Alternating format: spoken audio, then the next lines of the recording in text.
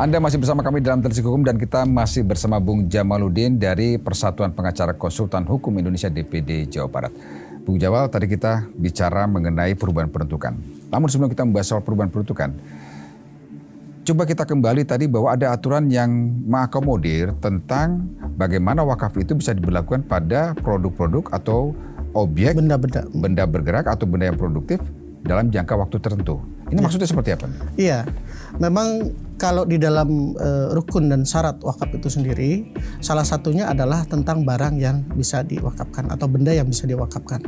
Nah, benda yang bisa diwakafkan ini dikategorikan dua. Yang pertama adalah benda yang tidak bergerak, juga benda yang tidak bergerak. Gitu. Nah, kalau yang benda tidak bergerak ini cukup jelas begitu ya. Salah satunya adalah tanah yang panjang lebar tadi kita bisa bicarakan.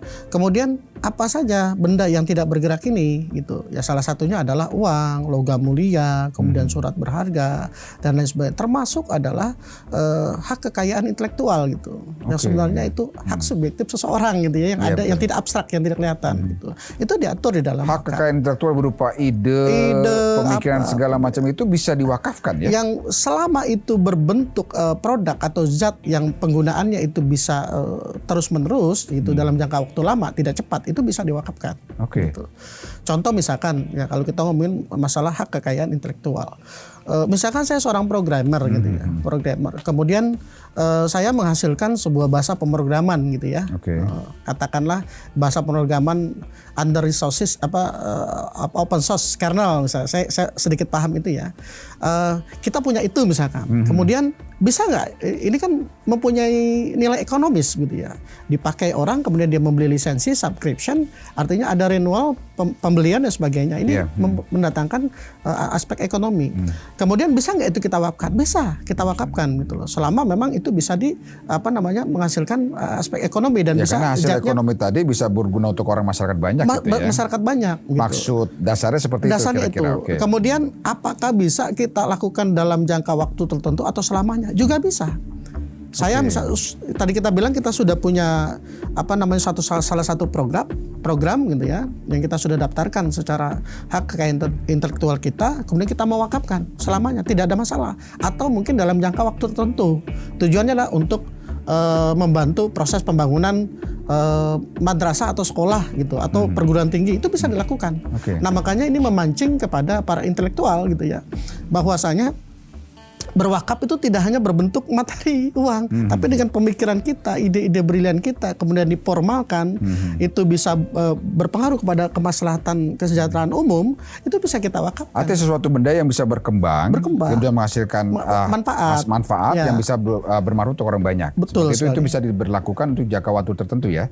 Betul sekali. Nah, pertanyaannya, setelah jangka waktu tertentu disepakati dalam produk wakaf tadi, apakah setelah jangka waktunya habis, produk wakaf itu kembali ke si pemilik wakaf? Betul. Atau menjadi kepemilikan langsung untuk mereka yang diwakafkan? Iya. Secara otomatis karena perjanjiannya itu adalah dalam jangka waktu tertentu, maka apa yang diwakafkan itu akan kembali lagi kepada si wakil. Ke pemilik awal? Pemilik awal, begitu.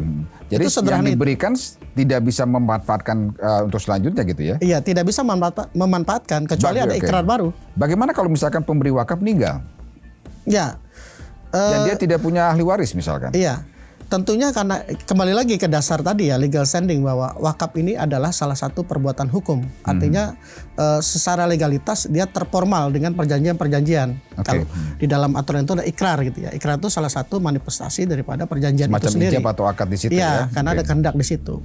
Lah, kemudian karena memang si pewakaf ini dari yang sudah ditentukan dia sudah meninggal, tentunya ada penerus daripada si wakif gitu. Berlaku permasalahan tentang ahli waris gitu. Itu masih tetap berlaku, bersitu berlaku. Jadi artinya ada aturan hukum lain yang juga menyertai ke situ ya. Iya, makanya sangat luar biasa kita bicara wakaf, banyak aspek hukum yang bersinggungan dengan ini. Karena terkait dengan bukan hanya subjek wakafnya tapi objek wakafnya. Gitu. Tadi kita bicara mengenai perubahan peruntukan. Tadi kita bicara jangka waktu tertentu yang pada saat periode habis akan kembali ke si wakif atau yang pemberi wakaf. Bagaimana dengan wakaf yang berubah peruntukannya? Tadi dijawab di segmen sebelumnya adalah selama itu dilaporkan, kemudian ditelusuri dari awal dan mendapat persetujuan sampai ujungnya oleh Menteri Agama, itu bisa bisa dilakukan mungkin. Tapi bagaimana bila peruntukannya berbeda? beranjak dari pemahaman bahwa kita selama bertahun-tahun ya menganggap bahwa wakaf ini memang tidak dirubah peruntukannya. Kalau kita tadi ya beranjak pada pemahaman-pemahaman mazhab yang berlaku di dalam ajaran Islam memang tidak bisa dilakukan apa-apa gitu ya. Tapi terbitnya Undang-Undang Nomor 41 2004 ini ada angin segar begitu ya, karena kok selama ini dianggap wakaf kok kaku-kaku aja ya, nggak bisa diapa-apakan. Selama wakaf ini sesuai dengan persyaratan secara hukum gitu ya, salah satunya adalah wakaf ini ternyata sudah tidak sesuai dengan ikrar peruntukan wakaf itu sendiri dari awal, oleh nazir ya, oleh pewakif. Kemudian yang kedua, benda wakaf ini, terutama tanah ya, ternyata di situ bersinggungan dengan rencana tata ruang segala macam untuk kepentingan umum. Itu bisa dilakukan perubahan sebenarnya gitu. Jadi juga masih terbuka peluang apabila tanah wakaf atau benda wakaf itu ditukar gulingkan gitu ya? Ditukar gulingkan masih membuka ruang sebenarnya. Walaupun memang secara prinsip itu tidak bisa dilakukan.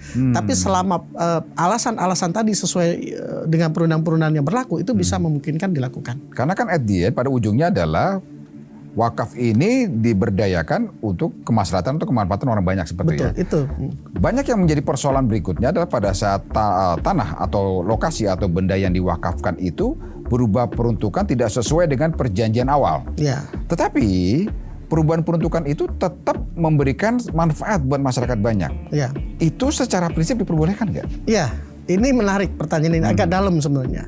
Karena memang peruntukan itu masuk ke dalam syarat dan rukun wakaf, maka bisa kita katakan kita harus memenuhi syarat dan rukun wakaf itu. Bila mana kita ingin mengejar bahwa wakaf itu dikatakan sah, begitu. Kemudian berubahnya fungsi tadi tapi tetap memberikan manfaat untuk masyarakat, tentunya itu tidak bisa dibenarkan sebenarnya. Tetap nazir harus mengupayakan untuk melakukan perubahan itu. Penafsiran itu tidak dibenarkan karena melanggar syarat dan ketentuan di awal ya. Itu interpretasi saya gitu ya. Karena itu tidak bisa beranjak dari situ. Itu kewajiban nazir untuk melakukan perubahan peruntukan wakaf itu sendiri. Begitu. Artinya bahwa wakaf tetap stand berdiri seperti itu apa adanya sampai disepakati oleh banyak pihak, terutama oleh pejabat terkait, dan perubahan peruntukannya pun juga mengikuti syariat ketentuan yang ada ya. Betul. Pertanyaan berikutnya nanti yang akan Bung Jamal juga harus jawab adalah bagaimana kalau wakaf ini melibatkan orang-orang non-muslim? Ya. Apakah peraturan yang ada dalam Undang-Undang Nomor 41 Undang-Undang tahun 2004 tadi, pasal tahun 2004 itu juga mengikat mereka semua? Ya. Kita akan diskusikan nanti ya. Pemirsa, pada segmen terakhir ini kita akan berbincang lebih dalam lagi mengenai persoalan wakaf. Apakah wakaf ini juga menyentuh banyak pihak? Apakah wakaf juga sebenarnya bisa dilakukan oleh orang di luar maksud kami non-muslim? Apakah wakaf ini juga bisa diperluas demikian rupa? Kami segera kembali.